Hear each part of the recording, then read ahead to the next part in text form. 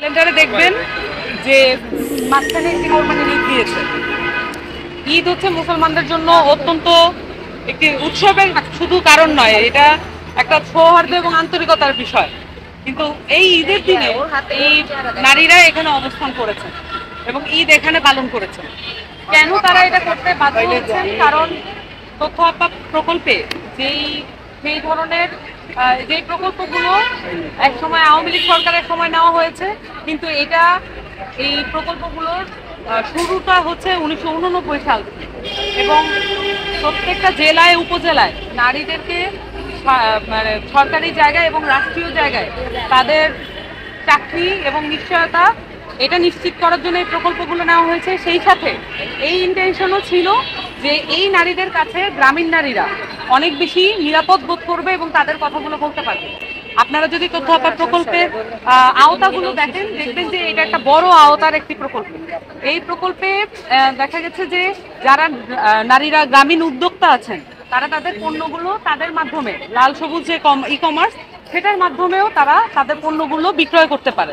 এই ধরনের প্রকল্পের তো নির্দিষ্ট একটা মেয়াদ, এই মেয়াদগুলো দেখেন, এখানে 7 বছর ধরে এই মেয়াদটা চলেছে। 7 বছরে কিন্তু আপনার একটা বড় জনশক্তি দক্ষ হয়ে উঠেছে। এই দক্ষতার পরেও এই জনশক্তিকে ডিসম্যান্টেল করে ফেলা এবং তাদেরকে কর্ম থেকে ছাঁটাই করে ফেলা কোনো যৌক্তিক জায়গা নাই। কারণ এই জনশক্তিকে বরঞ্চ কাজে লাগানো। এখানে আপনারা দেখবেন যে প্রত্যেকটা মেয়ে এখানে অনার্স মাস্টার্স পাস, এক একজন পিএইচডিও করছেন। এইরকম একটি শিক্ষিত দক্ষ জনশক্তিকে 7 বছর প্রশিক্ষণ এবং ইত্যাদি এবং এই তথ্য আপাত প্রকল্পের আওতায় তারা কাজ করতে গিয়ে এলাকায় কিন্তু ভয়ানকভাবে জনপ্রিয় হয়েছে। কেন জনপ্রিয় হয়েছেন? এবং প্রত্যেকটা মানুষ কিন্তু তাদের উপর নির্ভর করেছে।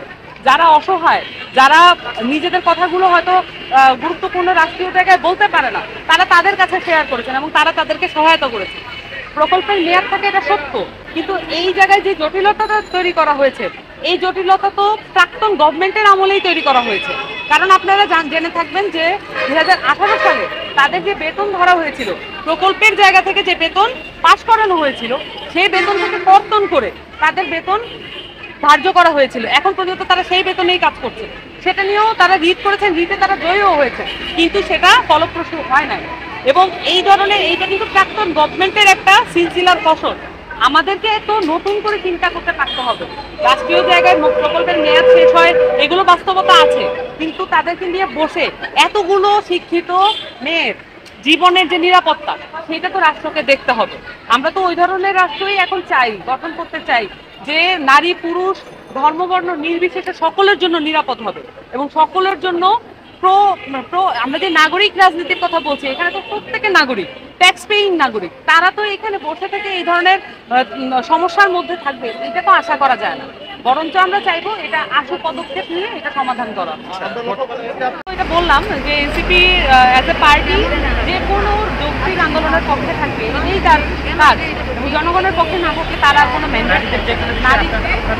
নারীদের জায়গা থেকে আমরা মনে করি যে নারীদের যে আমাদের এখানে সবচেয়ে বেশি জনসংখ্যা নারীদের, এবং অধিকাংশে মানে 52% প্রায় এখন জনসংখ্যার নারী, তাদের জায়গাগুলো একটু গুরুত্ব দিয়ে দেখা দরকার। রাষ্ট্রের জায়গা থেকে বলেন, সামাজিক জায়গা থেকে বলেন, আমরা সামাজিক চুক্তিটাকে বেশি গুরুত্ব দেই। সমাজে নারীদেরকে ভালনারেবল করে রাখার বিরুদ্ধে আমরা কথা বলবো। এবং এই যারা অলরেডি শিক্ষিত, তারা কিন্তু একটা পর্যায়ে এম্পাওয়ার্ড, কিন্তু আপনারা দেখতে পাচ্ছেন যে এইটা এম্পাওয়ারমেন্টের সর্বোচ্চ পর্যায়ে না, এবং শিক্ষিত হয়েও আসলে নারীরা নিজেদের জীবনকে নিরাপদ করতে পারছেন না।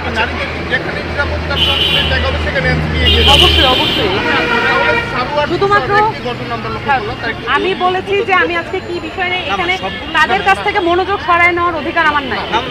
এবং এখানে তথ্য আপাত প্রকল্পে যে নারীরা এসেছেন, তাদের যে জায়গাটা আছে, সেই জায়গাটা নিয়ে কথা বলার আমার খুবই জরুরি। যেহেতু এনসিপি আসছে, আমি বলেছি